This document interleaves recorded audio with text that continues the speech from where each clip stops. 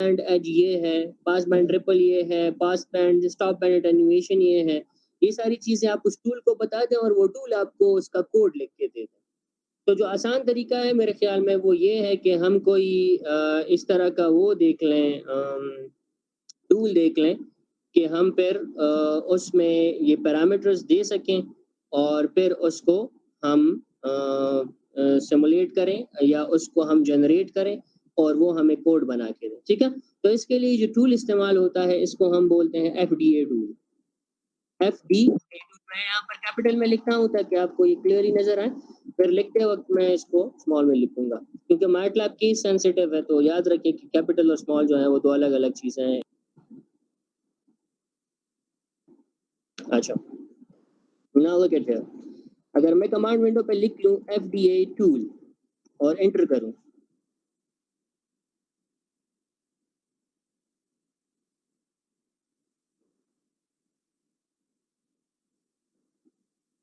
तो देखें ये मेरे साथ एक विंडो ओपन हो जाती है। ये एफडीए टूल बेसिकली कहते हैं filter design and analysis tool. इस पे आप फ़िल्टर का डिज़ाइन कर सकते हैं, फ़िल्टर को डिज़ाइन कर सकते हैं और फ़िल्टर की एनालिसिस कर सकते हैं। ठीक है? सो एफडीए टूल हम मैटलैब में इसलिए इस्तेमाल करते हैं। अगर आप याद करें तो लैब व्यू में हम कौन-सा टूल इस्तेमाल कर रहे थे? लैब व्यू में हम जो टूल इस्तेमाल कर रहे थे that was digital filter design tool box, DFD tool box. तो उधर हम डीएफडी टूल बॉक्स इस्तेमाल कर रहे थे और यहाँ पर हम एफडीए टूल इस्तेमाल कर रहे हैं। जब ये स्टार्ट हो जाए तो ये आपको कुछ टिप्स देगा, टिप ऑफ द डे देगा मैटलैब और इसके एफडीए टूल से रिलेटेड। अगर आप इसको क्लोज़ करना चाहते हैं तो क्लोज़ कर लें और या रीड करना चाहते हैं तो रीड कर लें। इसके अलावा अगर आप चाहते हैं कि ये टिप ऑफ द डे आपके पास दोबारा शो ना हो तो आप इसको डोंट शो मी अगेन करें और फिर क्लोज़ कर दें। ठीक है? So it will close down. फिर आप इसको एक्सपेंड करें, तो ये आपके पास जो विंडो आपको नज़र आ रही है, ये आपकी filter design and analysis tool box की विंडो है। अगर आप इस विंडो में देखें तो सबसे पहले आपके पास लेफ्ट साइड से हम शुरू करेंगे। लेफ्ट साइड पे अगर आप देखें तो आपके पास एक टाइटल है दैट इज़ रिस्पॉन्स टाइप। आप बेसिकली अपने फ़िल्टर का रिस्पॉन्स टाइप कैसा चाहते हैं? आप चाहते हैं कि आपका फ़िल्टर लो पास हो या हाई पास हो या बैंड पास हो या बैंड स्टॉप हो, तो वो आप रिस्पॉन्स टाइप से सेलेक्ट कर सकते हैं। लेट्स सपोज़ मैं लो पास फ़िल्टर डिज़ाइन करना चाहता हूँ, तो मैं इधर लो पास चीज़ को रहने देता हूँ, इसको मैं चेंज नहीं करता, ठीक है? फिर इसके बाद मैंने आपको बताया था कि जो फ़िल्टर्स होते हैं, डिजिटल फ़िल्टर्स जो होते हैं, इनकी 2 किस्में होती हैं। एक को हम बोलते हैं आईआईआर और एक को हम बोलते हैं FIR. IIR stands for infinite impulse response and FIR stands for finite impulse response. ठीक है? Now the thing is that IIR जो होते हैं इनको हम क्लासिक फ़िल्टर डिज़ाइन भी बोलते हैं या क्लासिकल फ़िल्टर्स भी बोलते हैं। ये मैंने आपको बोला था कि ये जो फ़िल्टर्स हैं, ये वो फ़िल्टर्स हैं जब हम एनालॉग फ़िल्टर कोई डिज़ाइन कर लें और फिर इसको सैंपल करके बाइलिनियर ट्रांसफ़ॉर्मेशन के ज़रिए कन्वर्ट करें डिजिटल फ़िल्टर में। So IIR filter basically analogue filter से बनता है। एनालॉग फ़िल्टर से हम जब डिजिटल फ़िल्टर बनाएँ, तो उनको हम आईआईआर या इन्फिनिट इम्पल्स रिस्पॉन्स या क्लासिकल फ़िल्टर्स बोलते हैं। एफआईआर जो है ये प्योरली डिजिटल फ़िल्टर्स हैं। तो आईआईआर में अपने कुछ डिज़ाइन मेथड्स हैं या डिज़ाइन टेक्निक्स हैं जैसे बटरवर्थ, चेबीशेव, एलिप्टिकल और इसके अलावा ये सारी जो आपके पास ऑप्शंस हैं ये पड़ी हैं। जो आप सेलेक्ट करना चाहते हैं तो आप सेलेक्ट कर सकते हैं अगर आप आईआईआर इस्तेमाल करना चाहते हैं, आईआईआर डिज़ाइन मेथड यूज़ करना चाहते हैं। अगर आप एफआईआर डिज़ाइन मेथड यूज़ करना चाहते हैं तो इसमें भी आपके पास फिर मल्टीपल डिज़ाइन मेथड्स हैं। इसमें आपके पास इक्विलिब्रियल फिर इसके बाद लीस्ट स्क्वेयर फिर विंडो फिर इसके बाद कंस्ट्रेंट इक्विलिब्रियल और ये सारी चीज़ें इंटरपोलेटेड एफआईआर ये सारे ऑप्शंस इसमें अवेलेबल हैं। तो बाय डिफ़ॉल्ट आप इसमें जो भी पहले से सेलेक्टेड है वो इस पे डाल दें। फिलहाल जो है हम ये डिज़ाइन्स डिस्कस नहीं करेंगे, हम सिर्फ़ एक सिंपल फ़िल्टर डिज़ाइन करना चाहते हैं। ठीक है? अच्छा। जब ये हो गया तो इसके बाद आप आए फ़िल्टर ऑर्डर की तरफ। आपके पास दूसरा यहाँ पर ऑप्शन है दैट इज़ फ़िल्टर ऑर्डर।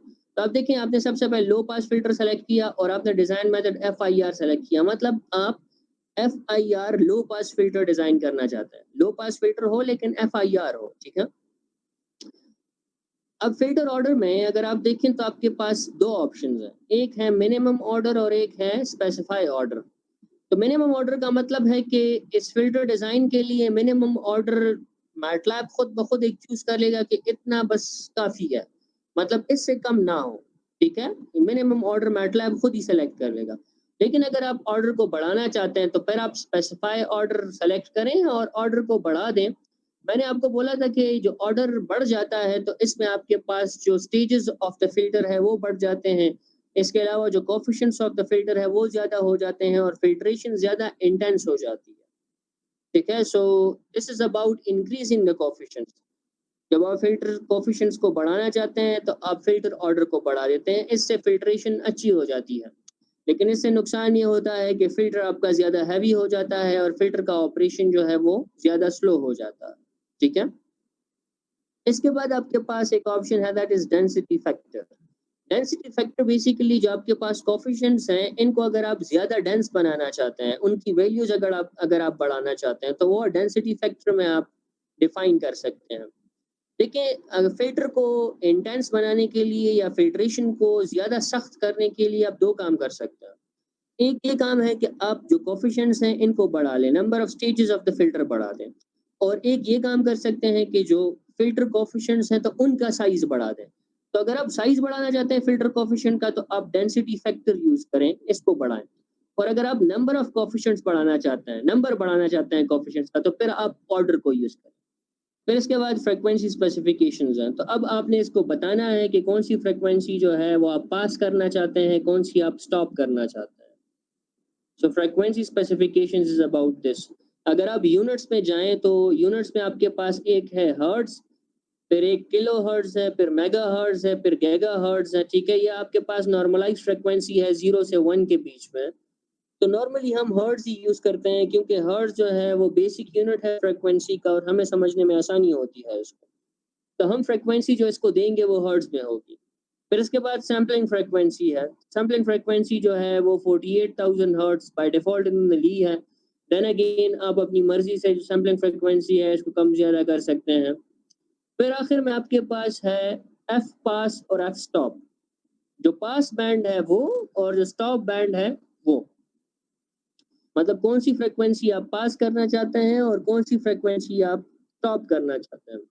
तो अगर आप देखें इस फ्रीक्वेंसी को तो एफ पास में हमने जो फ्रीक्वेंसी दी है दैट इज़ 9600 हर्ट्ज़। इसका मतलब है 9.6 किलोहर्ट्ज़ की फ्रीक्वेंसी है। इसका मतलब है कि जो लो फ्रीक्वेंसी ये कंसीडर कर रहा है ये 9600 हर्ट्ज़ है, 9.6 किलोहर्ट्ज़ है।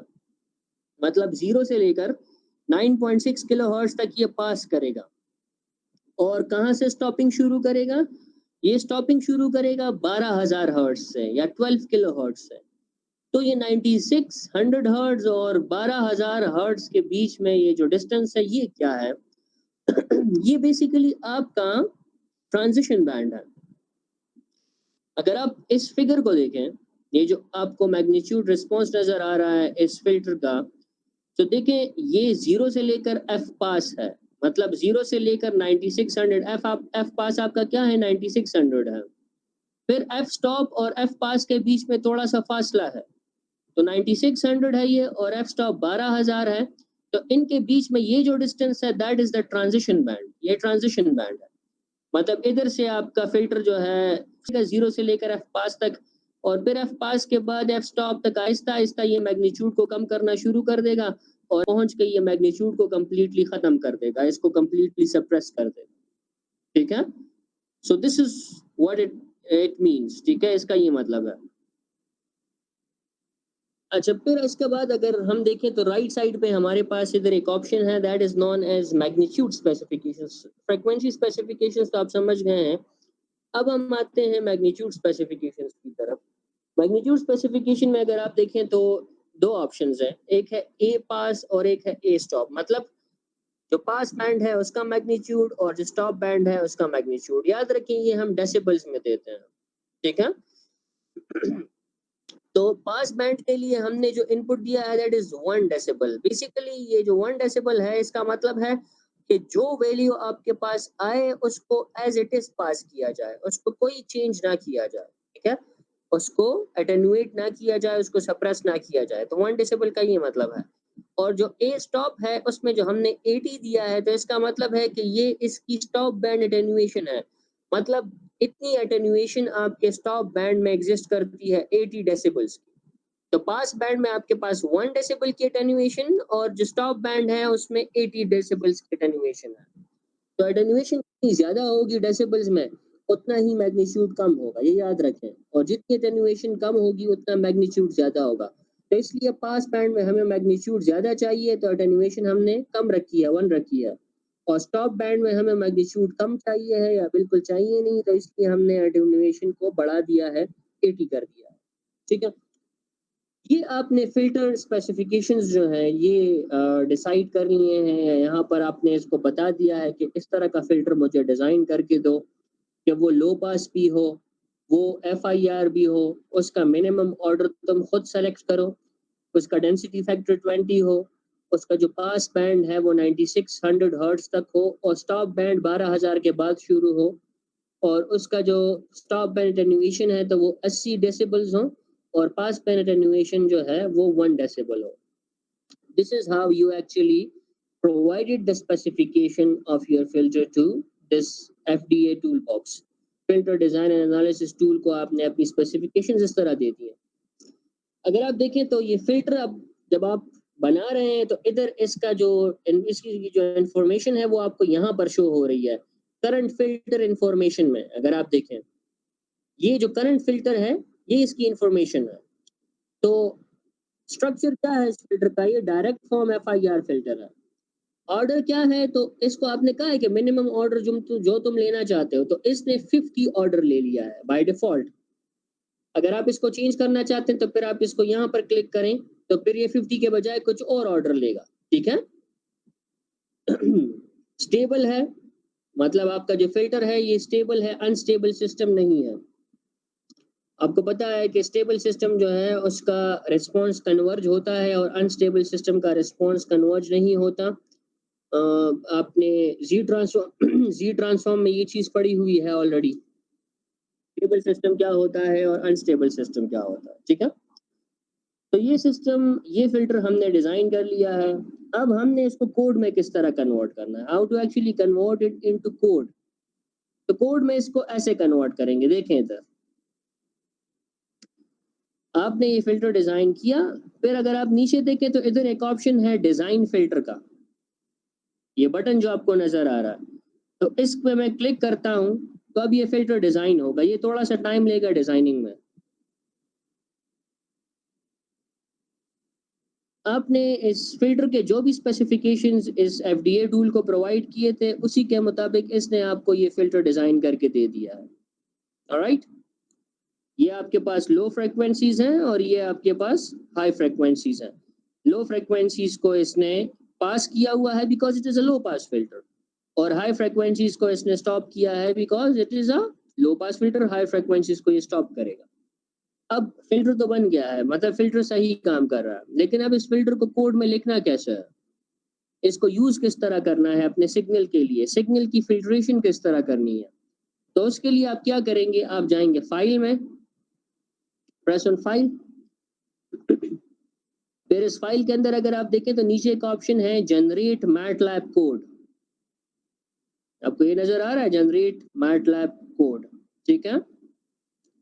तो आप जो है इस पे कर्सर लेके आएंगे। अच्छा, एक चीज नोट करें कि ये मेरे पास जो मैटलैब है ये 2016 है, तो इसमें जनरेट मैटलैब कोड लिखा हुआ है।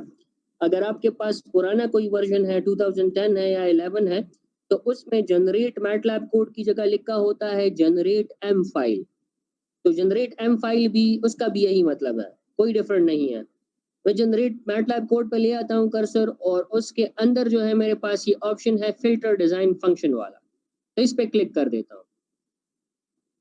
जैसे ही मैंने इस पे क्लिक किया तो ये मुझसे अब मांगता है कि तुम अपने फिल्टर को क्या नाम देना चाहते हो।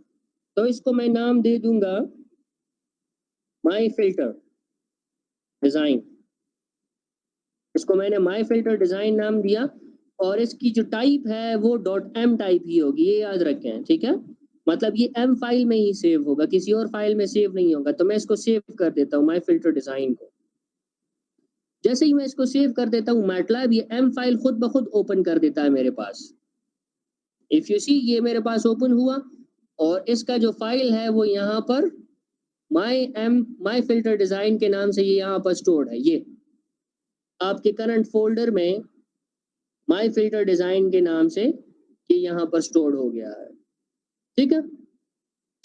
अब जरा इस एम फाइल को देखते हैं कि इस एम फाइल में क्या चीजें हैं। अब इस एम फाइल को आपने यूज किस तरह करना है फिल्ट्रेशन के लिए, how would you actually use it. तो सबसे पहले तो देखें आपके पास ये फिल्टर डिजाइन का फंक्शन खुद ब खुद बन गया है। इसमें ये चीज नोट करें कि अगर आप FDA टूल को इस्तेमाल नहीं करते, if you wouldn't use FDA tool, ठीक है, तो आप क्या करते हैं, आप ये सारा कोड खुद ब खुद लिखते हैं जो कि आपको FDA टूल ने लिख के दे दिया।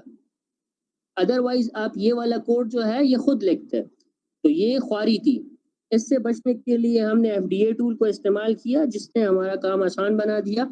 हमने सिर्फ उसको पैरामीटर्स दिए और उसने हमें ये एम फाइल बना के दे दी तैयार, और इस एम फाइल में उसने ऑलरेडी जो इम्पोर्टेंट फंक्शंस है फिल्टर डिजाइन के वो लिखे हुए हैं। नाउ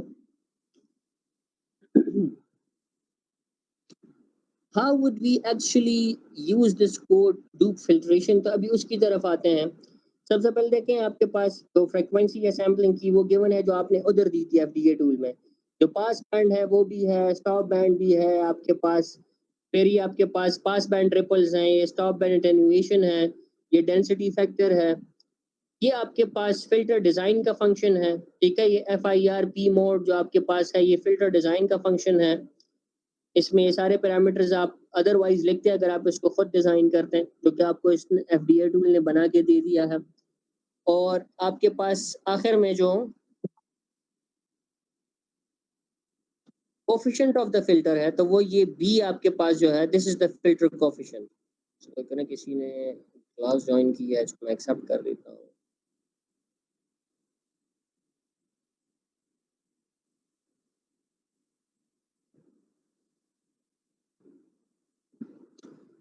अच्छा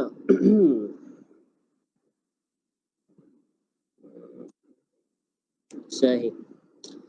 तो अब मैं इसको कैसे यूज करूंगा, याद रखें अभी इस फिल्टर को यूज करने के लिए आपने एक फंक्शन को इस्तेमाल करना होगा। इस फंक्शन का नाम है फिल्टर, सिंपल फिल्टर नाम है इसका। क्या इसको कैसे यूज करेंगे, हम लिखेंगे y is equal to filter, फिर आपके पास फिल्टर कोफिशिएंट्स जो है b a x। अब मैं आपको समझाता हूँ कि बेसिकली इस फंक्शन का मतलब क्या है।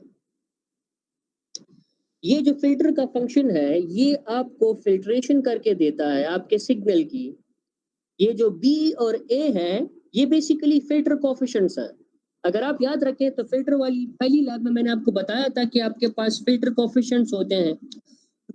एक आपके पास फीड फॉरवर्ड कोफिशिएंट होता है जिसे हम b बोलते हैं, और एक आपके पास फीडबैक कोफिशिएंट होता है जिसे हम a बोलते हैं, ठीक है। अगर आप थोड़ा सा रिकॉल करें तो मैंने आपको ये भी बताया था कि जो आपके पास IIR फिल्टर होते हैं तो उसमें फीड फॉरवर्ड और फीडबैक कोफिशिएंट्स दोनों होते हैं, और जो FIR फिल्टर होते हैं तो उसमें फीड फॉरवर्ड कोफिशिएंट तो होता है, फीडबैक कोफिशिएंट नहीं होता। रीजन ये है कि FIR फिल्टर में कोई आपके पास फीडबैक मैकेनिज्म नहीं होता, इसलिए उसका जो इसका जो इम्पल्स रिस्पॉन्स है वो भी फिनिट होता है, वो इनफिनिट नहीं होता, इसलिए इसको FIR बोलते हैं, फिनिट इम्पल्स रिस्पॉन्स, ठीक है। तो इस केस में भी अगर आप देखें ये चूंकि हमने FIR फिल्टर बनाया था तो हमारे पास सिर्फ एक ही कोफिशिएंट गिवन है, that is b, there is no a, कोई a नहीं है आपके पास।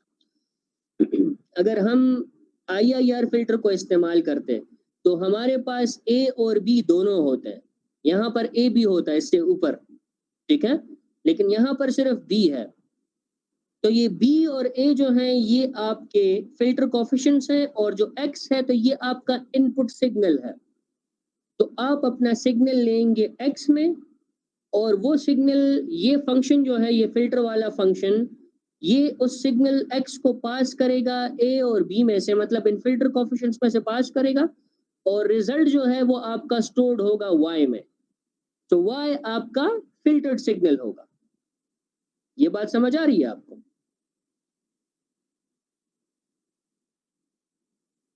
Yes, sir. Yes, sir. Okay good. अच्छा अब आपके जहन में एक क्वेश्चन नहीं आ रहा कि अगर आपके पास बी है तो ये ए के साथ क्या करेंगे, ए तो हमारे पास इस केस में नहीं है। तो याद रखें कि FIR फिल्टर जब हम डिजाइन करें तो उसके लिए आपने ए को 1 लेना होगा, तो ए में हम बाय डिफॉल्ट 1 स्टोर कर देते हैं, बिकॉज देयर इज नो ए, तो ए हमारे पास 1 हो जाएगा, ठीक है। और अगर हम IIR फिल्टर डिजाइन यूज कर रहे हैं तो उसमें ऑटोमेटिकली ए होगा, तो फिर हमने ए में 1 स्टोर नहीं करना, फिर हमें ए को चढ़ने की जरूरत नहीं है, ठीक है। अब बी और ए तो मेरे पास आ गए हैं, बी ये कोफिशिएंट है फिल्टर का और ए जो है ये हमने 1 ले लिया है। अब मैं क्या करता हूँ, मैं बनाता हूँ एक इनपुट सिग्नल एक्स, एक इनपुट सिग्नल बना दूंगा और फिर उसको गुजारता हूँ इस फिल्टर में से, देखता हूँ कि ये फिल्टर उस इनपुट सिग्नल की फिल्ट्रेशन करता है या नहीं करता। तो मैं एक कंपोजिट सिग्नल ले लेता हूँ, I take a composite signal. Let's suppose मैं लेता हूँ x1 is equal to sine wave ही लेता हूँ, ठीक है, p इंटू पाई, फ्रीक्वेंसी जो है मैं इसकी ले लेता हूँ 100 और t, याद रखें t पहले आपने डिफाइन करना होगा, it is important to define t। तो t पहले मैं इधर डिफाइन कर देता हूँ या फिर बाहर बाद में भी आप डिफाइन कर सकते हैं, खैर। फिर x2 और इसी को कॉपी करके सिर्फ फ्रीक्वेंसीज को चेंज कर देता हूँ।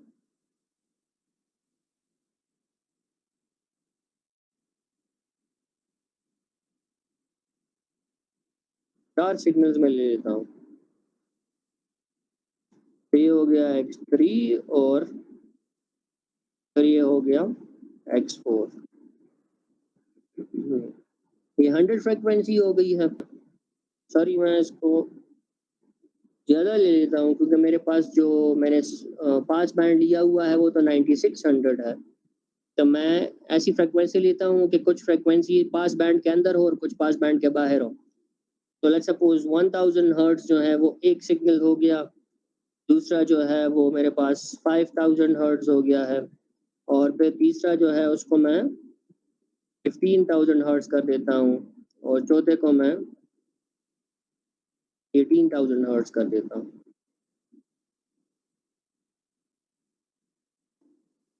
तो देखिए अब ये जो दो फ्रीक्वेंसीज हैं ये पास बैंड के अंदर लाई करेंगी और ये दो जो है ये पास बैंड के बाहर होंगी, ठीक है। कंपोजिट सिग्नल मैं बना रहा हूँ तो मैं इन चारों सिग्नल्स को आपस में जमा कर देता हूँ। So x is equal to x1 plus x2 plus x3 plus x4, इन चारों को मैंने जमा कर लिया है, लेकिन मैंने सबसे पहले इनके लिए t को डिफाइन करना है। I have to define t, तो मैं इधर लिख लेता हूँ कमांड विंडो पे t इज इक्वल टू 0. अच्छा ये t आप यहाँ पर भी डिफाइन कर सकते हैं, कोई इसमें गलत बात नहीं है लेकिन मैं बस ऐसे ही कमांड विंडो पे कर रहा हूँ ताकि बस एक दफ़ा t को स्टोर करूँ, दोबारा उसको लिखने की ज़रूरत नहीं है, ना ही रन करने की ज़रूरत है, ठीक है। 0.01 या 0.001 और 1, तो ये आपका t हो गया, ठीक है। अच्छा अब क्या होगा, ये जो सिग्नल है ये x यहाँ पर आएगा इस फिल्टर वाले फंक्शन में और इस फिल्टर वाले फंक्शन में आके ये इस फिल्टर कोफिशिएंट में से पास होगा, इसकी फिल्ट्रेशन होगी और रिजल्ट जो है वो y में स्टोर होगा। तो मैं क्या करूँगा, मुझे दो चीज़ें चाहिए हैं, मुझे आउटपुट पे देखना है अपना ओरिजिनल सिग्नल x और अपना फिल्टर्ड सिग्नल y। जो मेरा ओरिजिनल सिग्नल है वो x है और जो फिल्टर्ड सिग्नल होगा वो y हो, ठीक है। तो मैं इसको डायरेक्टली प्लॉट भी कर सकता हूँ, मैं लिख लूँ फिगर कॉमा प्लॉट, या मैं इसको सब प्लॉट कर सकता हूँ, सब प्लॉट 2 to 1, या तो ये दो या तो 2 1 1 कर देता हूँ और प्लॉट कॉमा x, ये एक सिग्नल हो गया। फिर इसके बाद सब plot 2 1 2 plot t comma y, कुछ ही टाइम एक्सिस के ऊपर मैंने y को ही प्लॉट कर दिया। अब याद रखें कि ये जो मेरे पास प्लॉट्स आएंगे तो ये होंगे टाइम एक्सिस के प्लॉट्स, तो इसमें बंदे को कुछ खास पता नहीं चलता कि फिल्ट्रेशन हुई है या नहीं हुई। जो बंदे को सही पता चलता है फिल्ट्रेशन का, तो वो फ्रीक्वेंसी डोमेन में पता चलता है। फ्रीक्वेंसी डोमेन में हम अंदाजा लगा सकते हैं कि कौन सी फ्रीक्वेंसी रिमूव हुई है और कौन सी फ्रीक्वेंसी पास हुई है। तो फ्रीक्वेंसी डोमेन एनालिसिस की तरफ अभी आते हैं थोड़ी देर में। पहले मैं आपको सिर्फ टाइम डोमेन का प्लॉट दिखा देता हूँ डायरेक्टली। अच्छा, मैंने इसमें कुछ गड़बड़ की है, ये क्या कह रहा है? Undefined function. अच्छा, ये मैंने गलती कर ली है, टी मैंने यहाँ पर डिफाइन कर लिया, टी मैं उधर ही डिफाइन कर देता हूँ। तो फिर क्योंकि ये सीरियल प्रोग्रामिंग है, ये प्रोग्राम ऊपर से नीचे की तरफ ही आता है, तो इसलिए अच्छा है कि हम इसके ऊपर ही टी को डिफाइन करें, हर दफा ये बार बार मुझसे फिर ना पूछें। ठीक है, अब ये दो सिग्नल्स मेरे पास आ गए हैं। तो ये पहला जो मेरा है ऊपर वाला, ये मेरा ओरिजिनल सिग्नल है, और ये नीचे वाला जो है ये फिल्टर्ड सिग्नल है। कुछ आपको अंदाजा हो रहा होगा कि नीचे वाला सिग्नल जो है उसमें इंफॉर्मेशन कुछ फिल्टर्ड आउट हुई है। ठीक है, मतलब इतना साफ पता नहीं चल रहा है कि कौन सी फ्रीक्वेंसी फिल्टर आउट हुई है और कौन सी नहीं हुई, because this is time domain graph. Time domain graph मैंने आपको बताया कि वो आपको क्लियर इन्फॉर्मेशन नहीं बताता कि कौन सी फ्रीक्वेंसी फिल्टर आउट हुई है और कौन सी नहीं हुई है, लेकिन कुछ कुछ पता चल रहा है कि थोड़ी बहुत फिल्ट्रेशन इसमें हो चुकी है, मैग्नीट्यूड थोड़ा कम है, और यहाँ पर स्टार्टिंग अगर आप इसको देखें तो ये भी सप्रेस्ड है। So what are we going to do? We are going to actually convert this time domain signal to the frequency domain, और फिर देखते हैं कि हमारा ये सिग्नल जो है इसमें फ्रीक्वेंसीज कितनी है और कौन सी फ्रीक्वेंसी फिल्टर आउट हो रही है और कौन सी नहीं हो रही है। ठीक है, तो वॉच आउट फॉर दिस, इसको देखें जरा। तो अब मैं इसको फ्रीक्वेंसी डोमेन में कन्वर्ट करता हूँ इस ग्राफ को। तो फ्रीक्वेंसी डोमेन में मुझे चाहिए क्या, मैं इसको फ्रिक एक्स का नाम दे देता हूँ, मतलब फ्रीक्वेंसी डोमेन ऑफ एक्स, और इसका एफएफटी में कैलकुलेट कर देता हूँ। सो एफएफटी ऑफ एक्स। अब याद रखें कि ये जो एफएफटी होती है ये बेसिकली कॉम्प्लेक्स क्वांटिटी होती है, तो इससे मैंने मैग्नीट्यूड को निकालना है।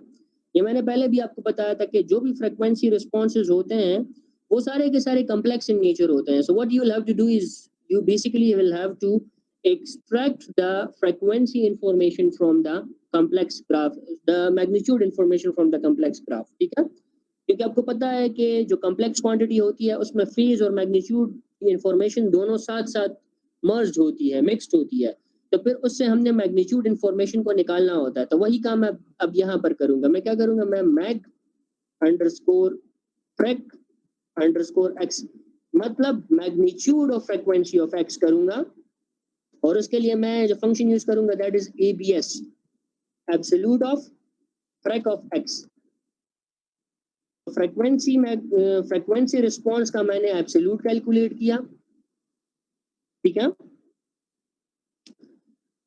अब मैं क्या करूंगा, ये जो प्लॉट है इसको टाइम डोमेन के बजाय मैं ये मैग्नीट्यूड रिस्पॉन्स इस पे प्लॉट कर देता हूँ। सो मैग अंडरस्कोर एक्स, और देखता हूँ इसको कि ये किस तरह का ग्राफ मुझे देता है, साथ साथ इसको चेक कर रहे रहता है कि ग्राफ मुझे कैसे मिल रहा है। अब ये देखें, ये जो इन्फॉर्मेशन आपको नजर आ रही है ये एक्यूरेट नहीं है, ये सही नहीं है, तो इस इन्फॉर्मेशन को ठीक करते हैं, थोड़ा सा देखते हैं कि ये गलती कहाँ पर है।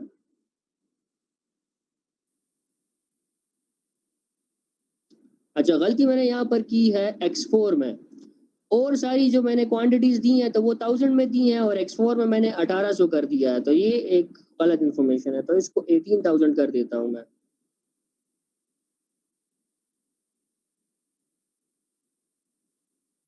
इसके अलावा जो t है तो सैम्पलिंग फ्रीक्वेंसी भी कम है, क्योंकि 18000 जो है उसका डबल अब मैंने लेना है, तो मैं 18000 का डबल अगर लूंगा तो that would be 1 divided by 36000। ठीक है, 36000 में सैम्पलिंग या 36K में सैम्पलिंग फ्रीक्वेंसी ले लेता हूँ। तो अब मेरे पास ये ग्राफ जो है ये ठीक आएगा। इधर देखें, देखिए अब एक मेरे पास जो पीक है वो ये है, दूसरा 5000 पे है, तीसरा 15000 पे है, और चौथा मेरे पास 18000 पे।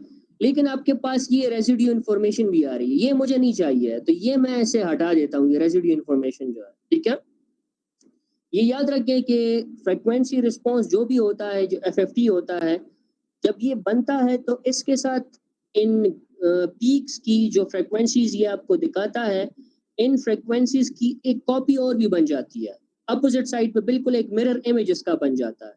तो वो मिरर इमेज जो है वो रेजिड्यू इंफॉर्मेशन होती है, वो अननेसेसरी इंफॉर्मेशन होती है, वो हमें नहीं चाहिए होती। तो इसलिए हमारे पास यहाँ पर जो ग्राफ है वो ठीक नहीं आ रहा। तो मुझे अब क्या करना है, मुझे अपना प्लॉट लिमिट करना है, क्योंकि मेरे पास सैम्पलिंग फ्रीक्वेंसी मैंने 36,000 ली है, 36K ली है। तो जो यूजफुल इंफॉर्मेशन है वो मेरे पास सिर्फ और सिर्फ 18,000 तक होगी, ठीक है। तो मैं एक्सिस की कमांड यूज करता हूँ और इस प्लॉट को 18,000 तक मैं कर देता हूँ। I'll use axis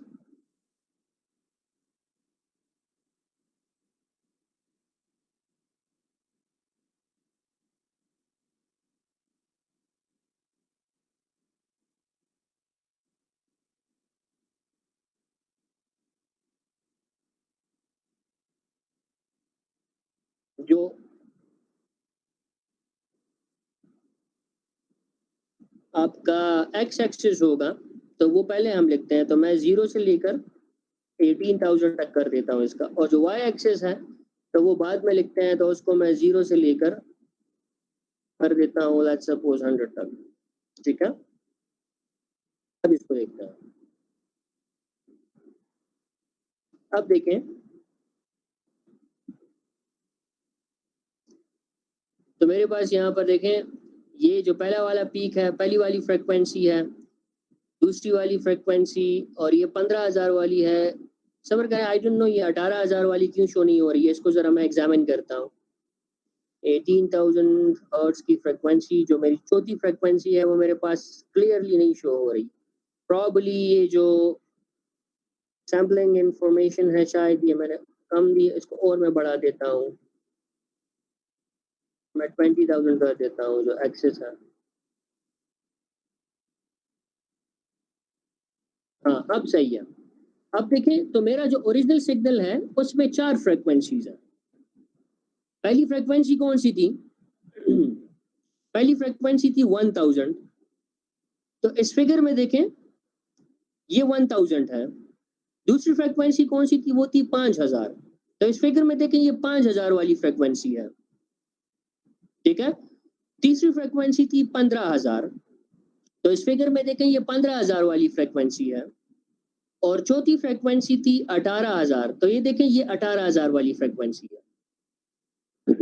समझ आ गई? ये आपके ओरिजिनल सिग्नल की वो 4 फ्रीक्वेंसीज हैं, हम इसको फ्रीक्वेंसी डोमेन में देख रहे हैं। एफएफटी हमने इसका कैलकुलेट कर लिया है, ठीक है। इसका जो मैग्नीट्यूड है वो अभी भी ठीक नहीं है। इसका मैग्नीट्यूड नॉर्मली नॉर्मलाइज होना चाहिए है, 0 से लेकर 1 तक होना चाहिए है मैग्नीट्यूड रिस्पांस जो इसका है, या 0 से लेकर 7.07 होना चाहिए, जो कि RMS वैल्यू होती है, रूट मीन स्क्वायर वैल्यू होती है, जिस तरह आप लैब व्यू पे देखते थे। अगर आप देखें तो ये मैग्नीट्यूड 100 तक जा रहा है, विच इज नॉट करेक्ट। तो इसको सही बनाने के लिए हमने क्या करना है, हमने बेसिकली ये जो मैग्नीट्यूड है इसको लेंथ ऑफ दिस सिग्नल के ऊपर डिवाइड कर देना है। तो सबसे पहले मैं क्या करूंगा, मैं L एक वेरिएबल लेता हूं और लेंथ कैलकुलेट करता हूं इस सिग्नल का। सो मैं कैलकुलेट करूंगा mag underscore freq underscore x. तो मैंने लेंथ कैलकुलेट किया और फिर मैं इसको नाम देता हूं normalised magnitude is equal to mag underscore freq underscore x divided by length of this signal, ठीक है। तो अब ये नॉर्मलाइज हो जाएगा। तो मैं क्या करूं, मैं अपने प्लॉट में ये नॉर्मलाइज मैग्नीट्यूड इस्तेमाल करूंगा। तो मैं NORM अंडरस्कोर MAG को लिख लेता हूं और इसको सेव कर देता हूं। अब मैं इसको रन करता हूं।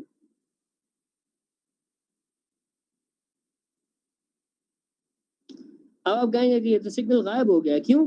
क्योंकि मैंने लिमिट बहुत ज्यादा दी है इसको 100 की, तो इसको मैं 1 कर देता हूं। अब दोबारा मैं इसको रन कर देता हूं। अब देखें, अब ये बिल्कुल नॉर्मलाइज हो गया है। ये आपकी 1000 हर्ट्ज की फ्रीक्वेंसी, ये 5000 की, ये 15,000 की और ये 18,000 की, ठीक है। तो ये 4 फ्रीक्वेंसीज हैं आपके सिग्नल में। अब मैं क्या करूंगा, ये तो मैंने ओरिजिनल सिग्नल को फ्रीक्वेंसी रिस्पांस में कन्वर्ट किया। अब जो फिल्टर्ड सिग्नल है, जिसकी फिल्ट्रेशन हो चुकी है, उसको मैं फ्रीक्वेंसी रिस्पांस में कन्वर्ट करना चाहता हूं। तो उसके लिए भी यही काम करूंगा। उसको भी सबसे पहले मैं कन्वर्ट करूंगा किस चीज में, मैग्नीट्यूड रिस्पॉन्स, यानी उसका एफएफटी कैलकुलेट करूंगा और फिर फ्रीक्वेंसी रिस्पॉन्स का देखूंगा, उसका मैग्नीट्यूड रिस्पॉन्स देखूंगा, ठीक है। तो y को सबसे पहले आप एफएफटी में कन्वर्ट करें, तो आप लिखें freq underscore y is equal to FFT, उसका फास्ट फोरियर ट्रांसफॉर्म कैलकुलेट करें और लिख लें y। So FFT of y आपने कैलकुलेट किया। अब ये एफएफटी मैंने आपको बोला कॉम्प्लेक्स क्वांटिटी होती है, तो इसका मैग्नीट्यूड रिस्पॉन्स कैलकुलेट करना होगा।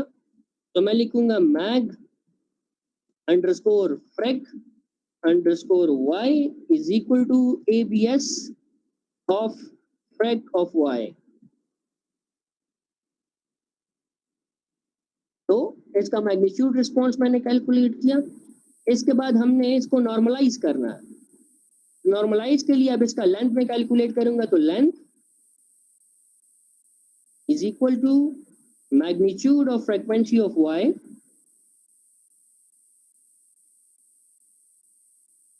इक्वल टू नहीं, ब्रैकेट में इसको बंद करूंगा, तो लेंथ में इसका कैलकुलेट कर लूंगा और फिर इसी लेंथ के ऊपर इसको डिवाइड करूंगा। तो मैं इसको normalise underscore magnitude underscore y कर देता हूँ इज इक्वल टू, और इसको डिवाइड कर देता हूँ और l के साथ में y लिख देता हूँ, क्योंकि l ऑलरेडी हमने यूज किया हुआ, तो दोबारा मैं इसको यूज नहीं कर सकता, ठीक है।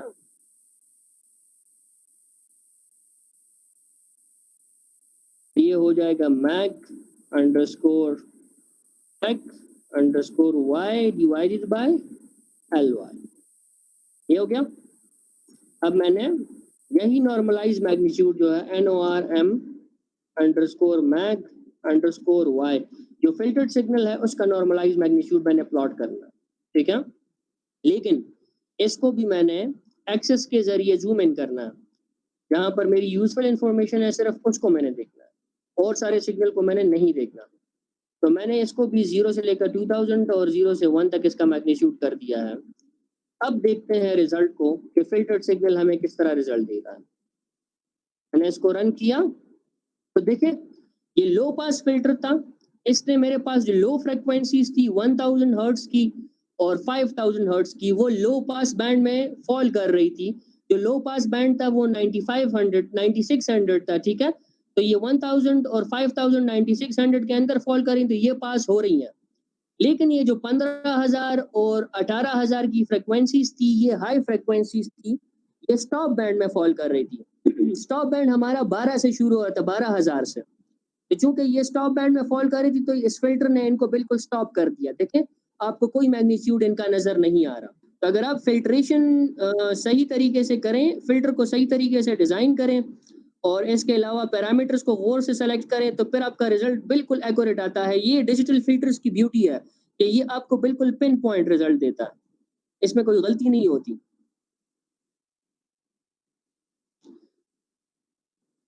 यही रीजन है कि आपके पास जितने भी डिजिटल डिवाइसेस हैं वो बहुत एक्यूरेट होते हैं। कंप्यूटर जो है डिजिटल डिवाइसेस हैं, मोबाइल फोन्स डिजिटल डिवाइसेस हैं। इनमें अगर आप देखें तो कभी भी वॉइस ड्रॉप और कभी भी आपके पास नॉइज बहुत कम इस तरह होता है कि बहुत नॉइज आ रही हो या वॉइस ड्रॉप हो रहा हो, ठीक है, या कोई लैग आ रहा हो। रीजन क्या होती है कि उसमें हम डिजिटल फिल्टर्स को यूज करते हैं और डिजिटल फिल्टर्स की एफिशिएंसी बहुत हाई होती है, तो इसलिए आपको रिजल्ट बिल्कुल एक्यूरेट मिलता है, पिन पॉइंट मिलता है, ठीक है। अब अगर मैं चाहूँ तो मैं इस ग्राफ को थोड़ा फैंसी बना सकता हूँ, इसको टाइटल्स वगैरह लगा के। तो आपको पता है टाइटल्स आप किस तरह लगाते हैं, वो आप इसके ऊपर लगा लें, ठीक है। इसको मैं टाइटल, और ये हो गया ओरिजिनल सिग्नल,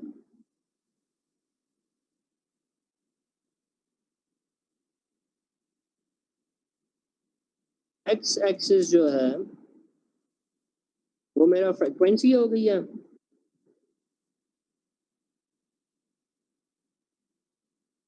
और वाई एक्सिस मैग्नीट्यूड हो गया।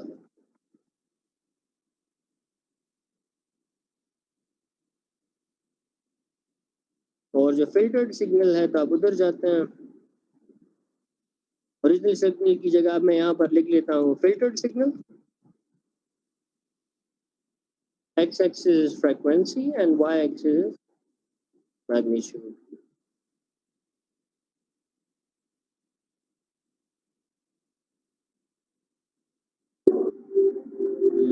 सबर करें, क्या कह रहा, सॉरी x लेबल है, x फंक्शन, x एक्सिस।